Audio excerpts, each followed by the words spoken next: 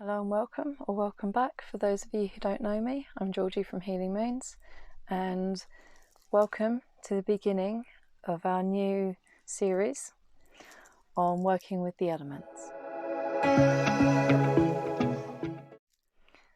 So the focus on this series is going to be, obviously, as the title says, working with the elements, but it's about how we embody those elements within ourselves. So it's not just about something that is external from us and that we call in and work with. It's about how it's already within us and how we can tap into that within our body to enhance our practice. Leon just wanted to stop by and say hello, didn't you? Yes. Oh, thank you. Say hello to everybody. I started coughing and he came to check on me, so. And he thinks I'm okay, so he's going to leave me now. And we shall resume. So, we're made up of that which is invisible, and keep an eye on me now, that which is visible and which is invisible as well, because of it being internal within us. So we can look at the body as if it is a map. I've got dog hair now. A map made of star stuff, and it's there ready to direct and guide us on our journey. Because even if you break it down to our gut instinct on things, it's our own internal guidance system and things like that. So anyway, I won't go too off course. So basically, you're made them more than blood and bone, because we're all a spiritual being within a physical body, and this makes us connected to the world around us.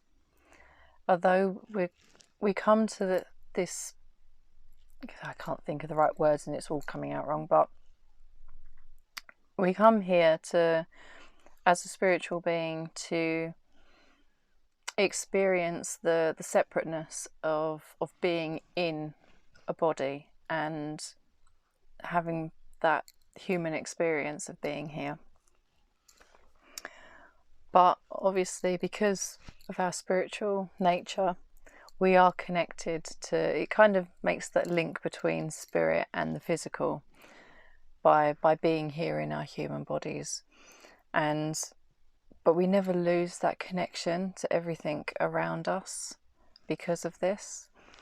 And it's kind of that bridge from spirit to the earthly plane and the physical experience, basically, is what I'm trying to say in a roundabout sort of way.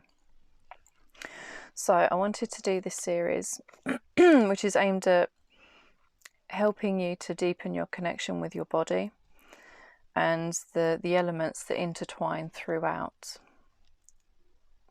So before I get carried away, we'll go into each one to kind of give you an idea of what we're going to be covering in the series.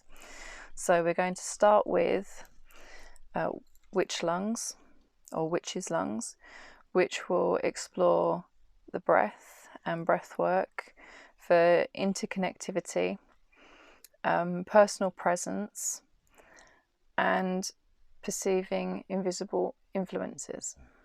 And my voice is going Daleki again, which is why Leon was worried about me earlier. For some reason, I don't know whether it's from, kind of side note before I move on to the next bit, but I don't know whether this is from past life experiences. Every time I go to speak about something more deeply along these lines, I always get a blockage in my throat chakra. So it may be past life experiences coming through. So that was number one. One is witch's lungs, and two will be witch's heart, So each of these will be a separate episode. And Witch Heart, or Witch's Heart, provides rhythm to move and seek balance within and without. It's the pulse of our blood that feeds into ritual, which is aiding communication and finding purpose within our work.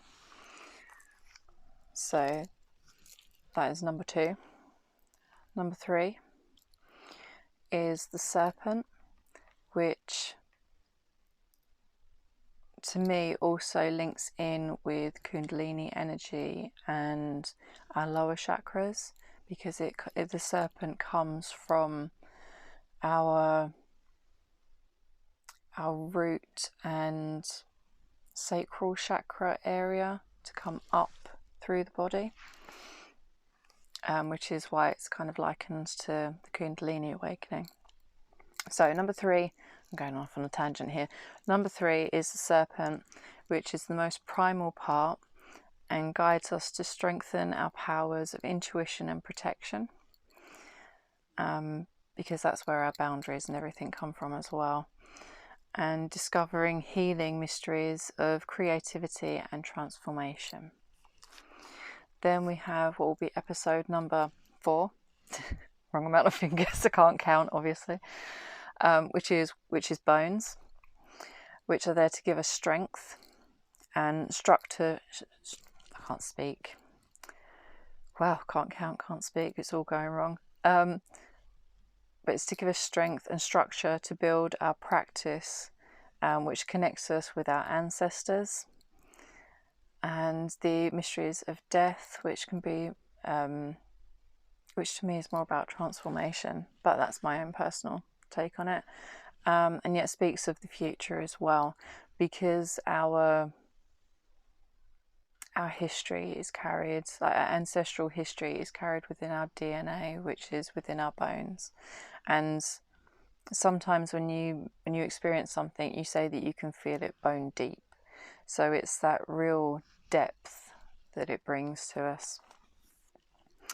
And then number 5 will be the weaver or witch mind, and it's based in our head and is a creative cauldron that stirs everything together. It remembers, guides and initiates that spark that directs our path. So it's building from the ground up, from in a lot of ways, to tap into our body. And then once we've mastered all of the different elements within our body, then we can kind of control it more with our mind, which is the premise behind it. Because then once we have more focus and control over our body, our thoughts and everything, then we can focus more, and it channels our energy better while we're in ritual. So the most magical tool that you have is your body, and the more present you are in your body, the more power you can infuse in your craft, as I was saying. And it's a practical approach to work with magic and build skills for practical living and experience witchcraft embodied. So that is the plan for this particular series. So the first episode, which will be going up next week, will be focusing on witches' lungs, and we'll go into it in more depth, and then going forwards we'll go through each of them individually. So I hope that you will join me for the series, and regardless of whether you are of the pagan persuasion path, I don't know why I said persuasion then, I'm on a bit of a ramble, but yeah, I hope that you will join me. It doesn't really matter whether you are pagan, identify as a witch or not.